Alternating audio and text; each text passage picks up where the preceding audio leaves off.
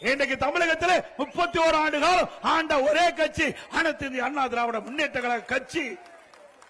31 ஆண்டு காலம் தமிழகத்திலே ஆண்ட காரணத்தால்தான் இன்றைக்கு தமிழகம் இந்தியாவிலேயே முதல் மாநிலம் என்ற உயர்ந்த நிலைக்கு எட்டி பிடித்தது அண்ணா திமுக ஆட்சியிலே. திமுக ஆட்சியில் என்ன கொள்ளையடிப்பதுதான் குறிக்கோள். எந்தெந்த இலாக்களை எவ்வளவு கொள்ளையடிக்க வேண்டும், 5 ஆண்டுகளை திட்டமிட்டு கொள்ளையடித்த கட்சி மீண்டும் ஆட்சிக்கு வரணுங்களா? நல்லா சத்தமா சொல்லுங்க, ஸ்டாலின் காதுக்கு போய் கேட்கணும்.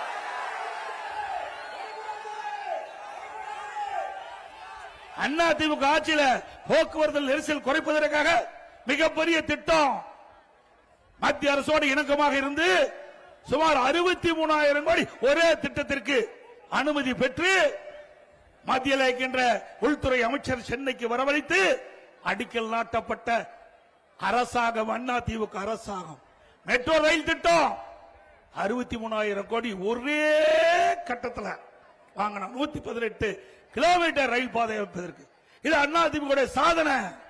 இப்படி ஒரு சாதனையாவது 5 ஆண்டுல திராவிட முன்னேற்ற கழக ஆட்சியில் தமிழ்நாட்டு மக்களுக்கு கிடைச்சிருக்குதா?